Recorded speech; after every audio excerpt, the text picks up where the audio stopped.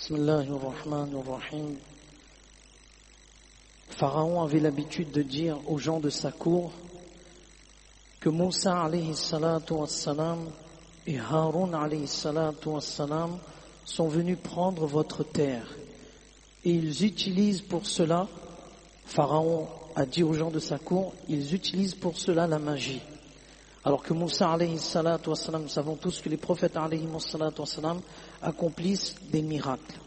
Donc il a accusé Moussa alayhi salatu wassalam et Haroun alayhi salatu wassalam d'utiliser la magie.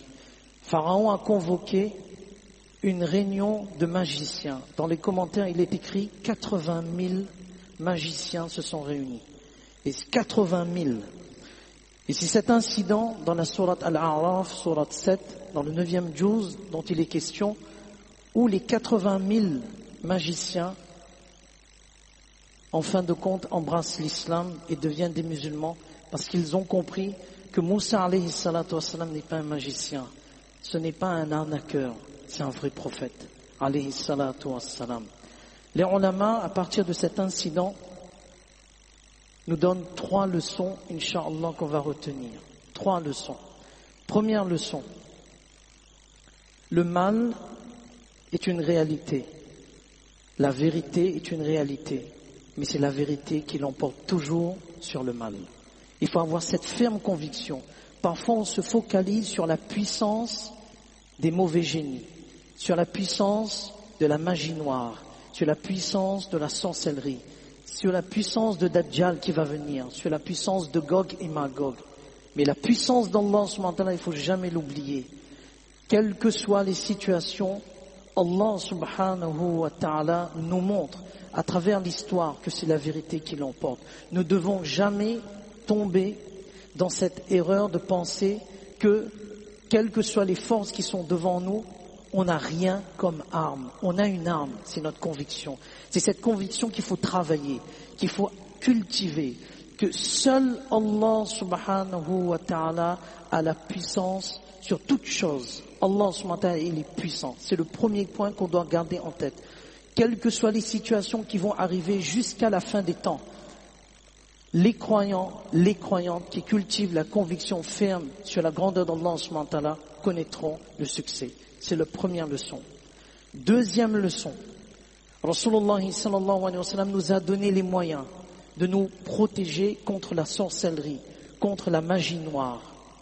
On va retenir 2 petites actions. Le matin, en se réveillant dans la journée, 3 fois Qul Allahu Ahad, 3 fois Qul A'udhu Birabbil Falaq, 3 fois Qul A'udhu Birabbin Nas. Le soir, quel que soit le moment après Maghrib, 3 fois Qul Allahu Ahad, 3 fois Qul A'udhu Birabbil Falaq, 3 fois Qul A'udhu Birabbin Nas. Ça c'est en dehors de ces 3 sourates qu'on lit 3 fois avant de dormir. Matin et soir, 3 fois Qul Allahu Ahad, 3 fois Qul A'udhu Birabbil Falaq, 3 fois Qul A'udhu Birabbin Nas. Ensuite, après chaque salat farz, on relit Qul a'udhu birabbil falaq et Qul a'udhu birabbin nas. Ensuite, Ayatul Kursi le matin, Allahu la ilaha illa huwal hayyul qayyum, et le soir, Ayatul Kursi. C'est les djinns, c'est les mauvais djinns qui ont dit aux différents sahaba radiyallahu anhum, si vous voulez une protection contre nous, lisez Ayatul Kursi. Et troisième et dernière leçon qu'on doit retenir. On ne doit pas s'exposer d'une telle façon qu'on devienne des cibles des mal intentionnés. On s'explique. Parfois, on expose sa vie à travers les réseaux sociaux, sur Instagram. Et parfois, on fait des selfies. Et on met les photos de nos enfants. Allahu Akbar. C'est un moyen efficace pour les mal intentionnés de jouer sur la vie de nos enfants et de jouer sur notre vie et de faire du mal. Et ils utilisent la sorcellerie. Rasulullah sallallahu alayhi wa sallam, il a bien dit Al-aynu haqqun, le mauvais œil est vérité. Et ça, c'est un moyen subtil. Parfois, on fait un selfie et il y a un sourire. Mais ce sourire peut être une tristesse qui sommeille. Donc, c'est très important de ne pas s'exposer sur les réseaux sociaux à travers les différentes photos parce que c'est un moyen pour nous d'être attaqués. Allah subhanahu wa ta'ala nous donne tous la compréhension de ce qu'on vient de dire.